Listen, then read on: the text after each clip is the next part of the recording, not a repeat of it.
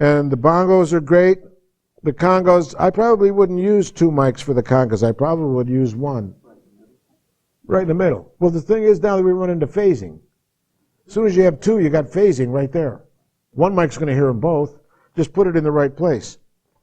Okay, now in the drum set. Let's start with the kick drum. The kick drum is, I don't like to have the front head on the kick drum. I want a hole in that head, or I want the head off. That was my preference. Of course, the drummer comes in with the full head on the front of the kick drum. You're not going to, all right, fine, put the mic in front of it.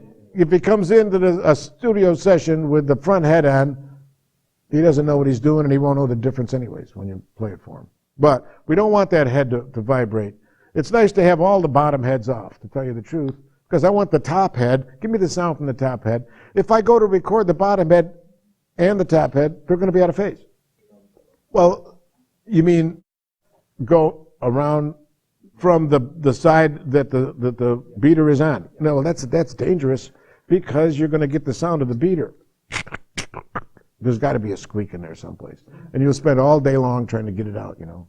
I like to put blanket inside the kick drum and then put the mic in there. Sometimes I've even laid it on the blanket, and then have somebody, while you're in the control room, adjust how much pressure against that head, the kick head, the head that has actually got the kick pedal hitting it. How close to it and how far away from it to get how much dead, how much ring you want out of that head. Then once you get the sounds you want, stop, leave it alone, next. Then the snare drum. I like to use a 57, about an inch off the head. But now when you're micing the snare drum, you got to be sure that the drummer is not going to hit it when he goes around the drums. Some people like to mic the snare on the top and the bottom. If you put the mic on the bottom, you're going to get a lot more of the snare sound, because the snares are down there.